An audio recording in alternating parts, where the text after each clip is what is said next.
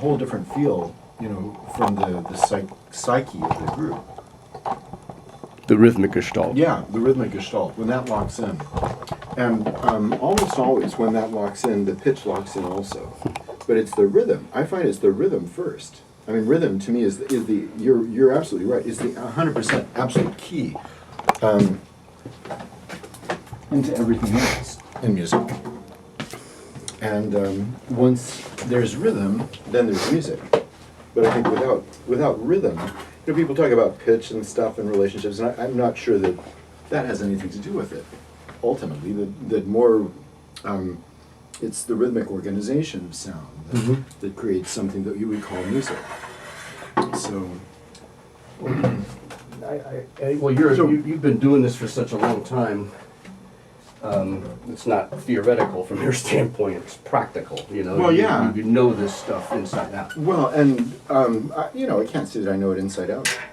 It's constantly surprising me, and but one of the things I've learned, I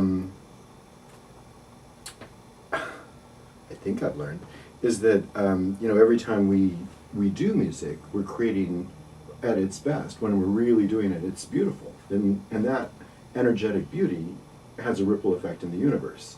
And so I always feel like what I'm doing is at the front lines of the war on ugliness and evil and all of that stuff. And, really trying to transform the cosmos through this sound. So, because I believe in its power, and that it's just a physical representative of something much deeper and bigger. And that's really what's going on, is this bigger communication that the music is just the tip of the iceberg, really. Like, the Beethoven symphony that we're doing. It's just an organization of notes, and rhythms and some silences and at different pitch levels and different dynamic levels. And yet, it has this incredible effect on so many people. And then over centuries now, it was, 1807 or something, it's over 200 years old, and there have been millions of people who have been, physically affected by this music. So there's something to be said for that, and just sort of the gestalt then of all of those souls over, this long period of time, almost on a reincarnational level. What is this music? There's something like spectacularly amazing about this collection of notes. Way beyond any analysis that one could ever do. So, when you look at the performance history of the Fifth Symphony, or like my dissertation was on the Ninth Symphony, it's been used in extra musical ways too. The Fifth Symphony as well. But, and that's then had a whole other, set of impacts on social organization and just even World War II. Both of those symphonies became big deals on both sides, not just for the Germans, it was for the Allies also. The V for victory was, the da-da-da-da. So it's crazy, how one's perspective can invest a piece of music also, I think. There's I remember when I was living in Cincinnati, I had a friend who lived right near the Symphony Hall, and I met him at the Symphony because I was a season ticket holder, so was he. We sat right next to him. He was a really interesting guy, and he had the most incredible collection of music, albums back in those days, because this is in the early 80s. No, I guess it was like, early 80s. My collection has dwindled so far. I used to have like a huge wall full of LPs, but... Yeah, this guy's, it would go from like this wall to past the end of the wall, right, just unbelievable. I had two roommates who were also musicians, and one worked for a record warehouse, and so he just we had this amazing collection for a while. Well, when people have collections, they have things that other people don't have, and you may have never heard before. And he had this recording of Furtwängler doing the Ninth Symphony in Berlin in 1942. Mm-hmm. And I had that on the CD. and he had the album, so this was, you know, it was... Yeah, I've got actually several. A lot of that old stuff has been re-released Yes. in a CD format. So And sounds better, but Yeah. I remember listening to this. We sat down and we listened to this, and I had never heard anything like that before, his interpretation of that. And I heard the first movement of the Ninth Symphony, I'd never really knew it, you know? Mm. And it compelled me in a way to really listen to the organization of this music. It was much slower than anything I'd ever heard before, so I could hear things, relationships, but it was just so profoundly sad. I mean, it was like almost too. It was just so much, and my mother was German. My mother was a ballerina in the Berlin State Opera, Mm. and Furt Wengler was the conductor and director, and then von Karajan took over. Mhm. So my mother danced under these people. Wow. And so for me, and then she went through the war and the whole routine, and her career was ended because she was drafted and this and that.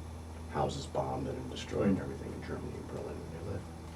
So when I heard this, and I knew that the bombs had already been dropping on Berlin, and that Furt Wengler was doing this Ninth Symphony under those circumstances, and knowing what my mother's history was and all this story, so it kind of operated on this other level, this music. Oh, sure. It transported me into this kind of feeling that Furt Wengler must have been attempting to convey through that music in terms of his own sadness and disappointment. With Well, what was not to going mention on. his musicians as well. Yeah. You know, Yeah. because they're all going through that Right, too. that's right. So, yeah, and similarly, if you travel to Russia around the same time, there are these recordings with Mravinsky and Leningrad Symphony that are amazing. Like, particularly Shostakovich 7 is the fall of, well, it's the Leningrad Symphony, and it's essentially the supposed, you know, musical depiction of the siege of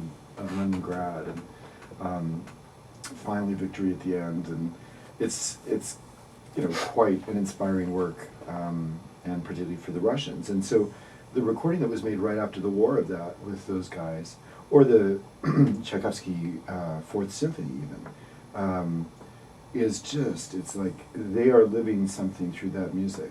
You know, it's a catharsis for them. You can hear it coming out in a way that no other moment in history could have Right. allowed for. And that's the same kind of thing you're hearing in that Furtwängler performance. So yeah, music is, and well, even for the Ninth Symphony, the Fall of the Berlin Wall, when Bernstein did that performance, I mean, that was amazing. I watched that on television. Yeah, I did too. You know, as it was a live performance at the time, and I was at the time married to a woman whose family was German, and had both mom and dad had come from the war, and they had both been raised in East Germany, and well, her dad was from Lübeck, but there was a lot of problem there too, obviously. But mom was from Leipzig area, and so their kind of the whole unification thing was like huge. So it was a very emotional experience for us, you know, sitting thousands of miles away, even, you know, not to mention the people who were there at the moment. What kind of emotional experience it was for them watching that. And so this sort of psychic thing over miles also, you know, at that same moment, you know, for all of these millions to be sharing that same emotional, you know, cathartic experience, that's huge. Yes. So My mother died the year before, and I went to Germany for the first time during that time when the wall So was coming down and all. 89? Yeah, so when I was there during that time, and I wasn't there at the concert, but I was there and in Prague, and but I remember going to some clubs in Germany, and I had my Sony Walkman on and my headphones, and I would be in a club that was playing, you know, whatever, disco or music. But I was listening to Beethoven in Germany in these clubs during that time. and did a Ninth Symphony and the Fifth Symphony. And it was sort of my way of being in Germany and having that music kind of live in me and be consciously connecting to it while I was there. I know these other people, the younger people in Germany, had disconnected themselves from that music and that history, you know. And so I kind of felt like, even though I wasn't born there, wasn't raised there, I felt a level of connection that was still very deep and profound because of the music that I'd grown up with, you know. Mhm. And it Well, so it's, I mean, who's to say what's native then? I mean, you grew up with this music in a way that a lot of German natives don't.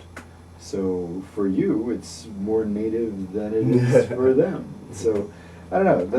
It's always one of those conundrums as to ownership of music, or yeah, and especially in the case of Beethoven, which is such universal music.